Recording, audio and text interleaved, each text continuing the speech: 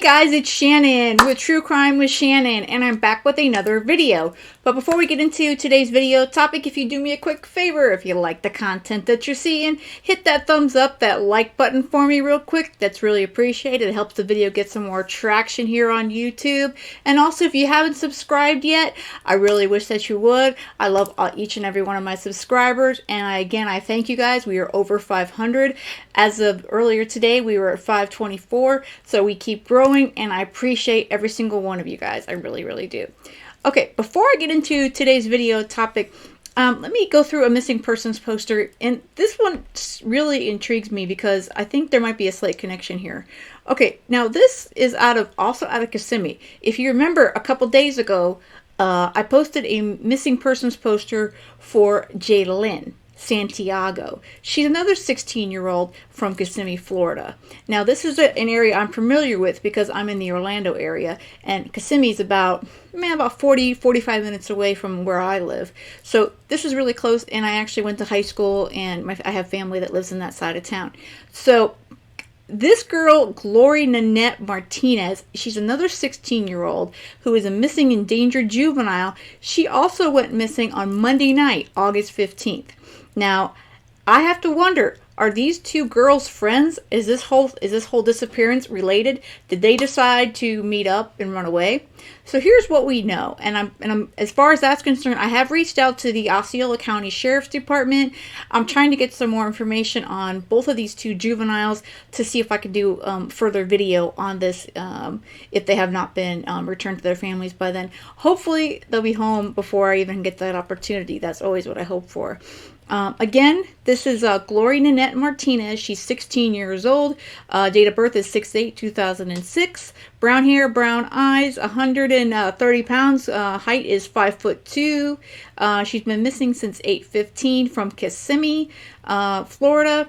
On August 16th, deputies met with a relative who advised she was last seen on August 15th at around 10 p.m. Now, if you remember, it was like 11:30 that Lint went missing, and she was reported by a relative on the 16th. So again, I'm seeing some correlations between these two, and I'm sure the deputies also see it, the detectives. Let's see. Glory left a note stating that she was running away. Glory was last seen wearing a light-colored sweater and sweatpants, dark-colored shoes, and a light-colored backpack.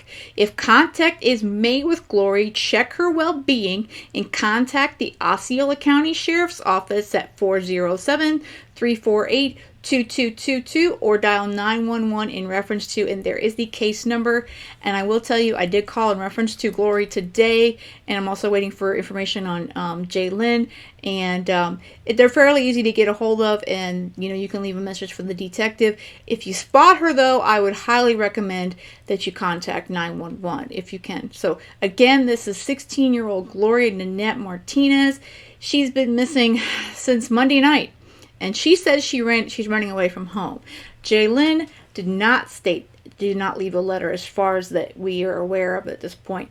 I haven't seen any further updates on that case though, so it's hard to say. So, okay. I wanted to cover, this is a very odd situation, and it's coming out of the Orlando International Airport, OIA here in Florida. This is a missing Iowa woman, and it's really strange what's going on here, and kind of trying to make sense of it. And it seems like there's two departments that have been passing the buck on this, which is really not helpful to the family whatsoever. Let me play the little bit of a video from West 2 that they posted about this case for you.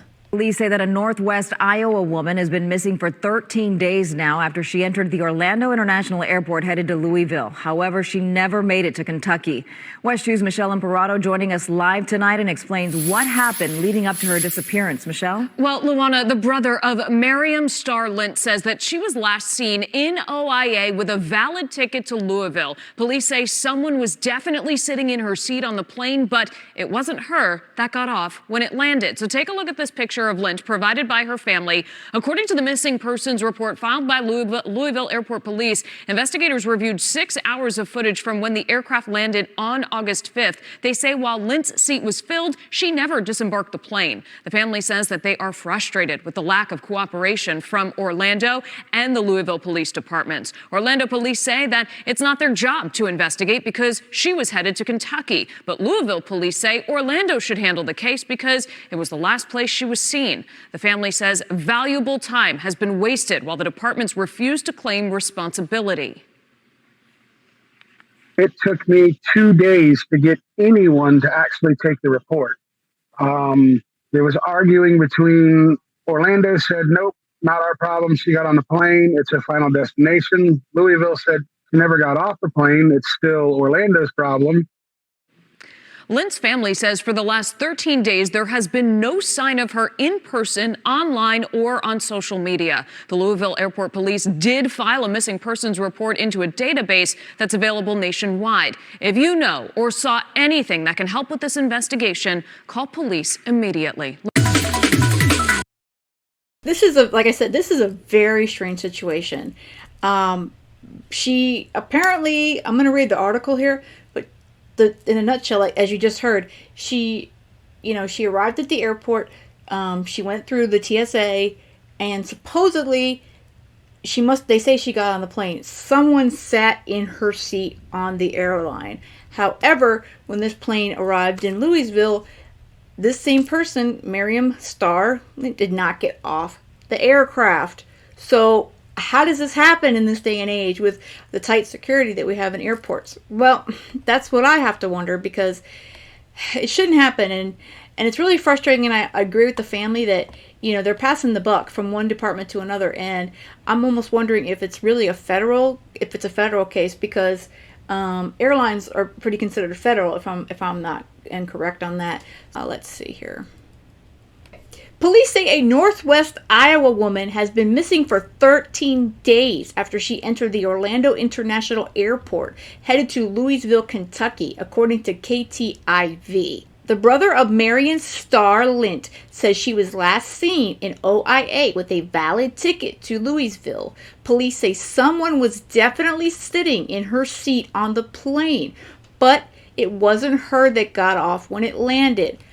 How does this happen, guys? Because somebody gets on the plane and they doesn't get off the plane. If she's not on the plane, where did she go? Did she get abducted by aliens? I mean, this is just odd. Now, my question is, I haven't flown in a while, especially since the whole thing with the pandemic.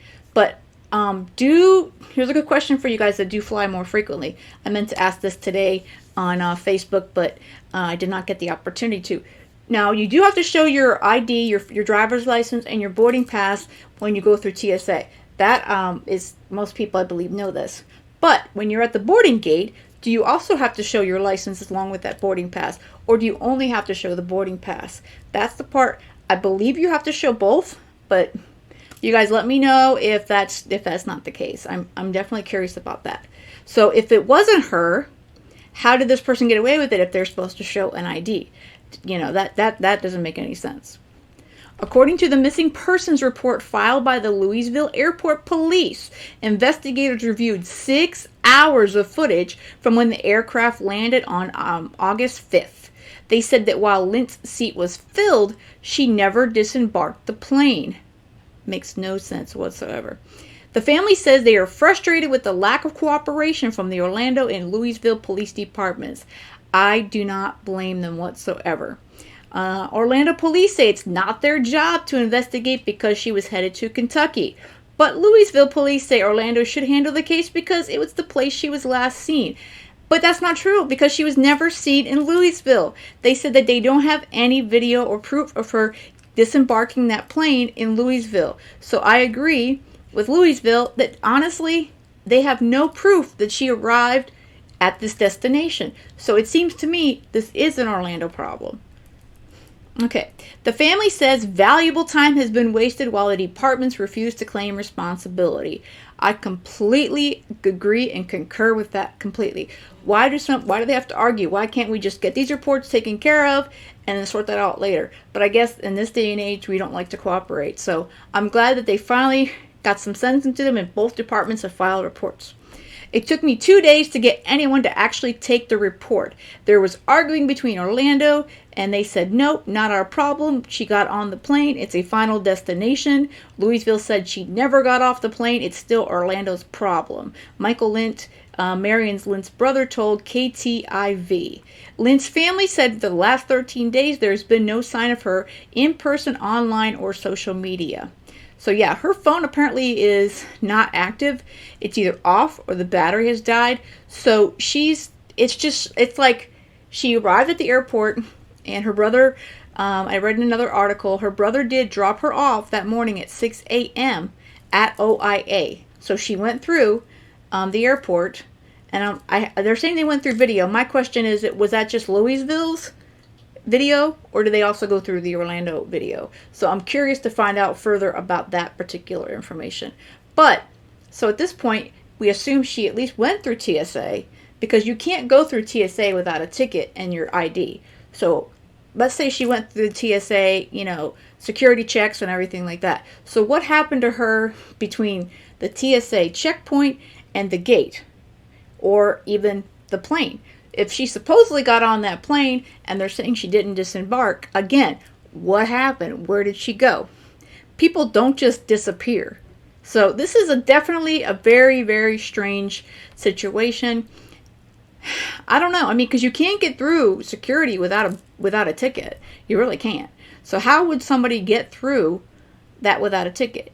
The bottom line is you can't get through TSA without a ticket. So, and if someone, let's say speculating here, if someone claims that, okay, we can say, well, maybe someone, stole her identity or whatever. So maybe they jumped her in the airport or what have you, and took her ID and took her boarding pass.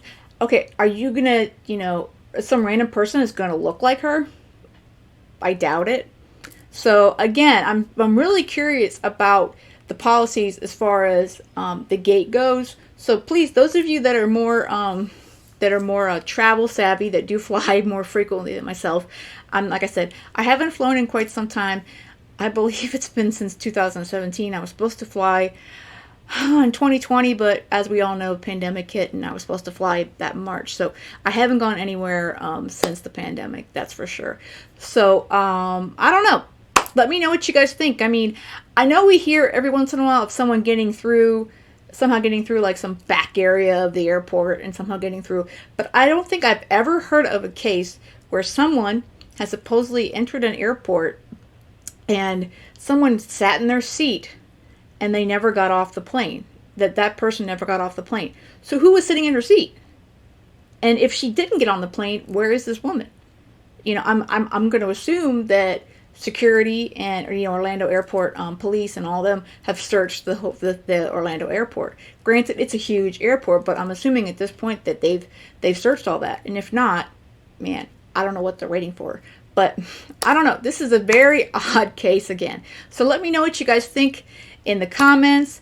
And I'm going to follow this one because this is the craziest thing I've ever heard. And I feel again for the family because they just were getting the back and forth. It's not my problem. It's your problem. It's not my problem. It's your problem. Let's not pass the buck. Let's just find this young lady. She's 25 years old. Let's figure out what happened and, get her reunited with her family. So, again, let me know what you think in the comments of this one. And we'll continue to follow it from here. That's it for today. I want to thank you guys for checking out the channel. And with that being said, I hope you guys have a good one and stay safe.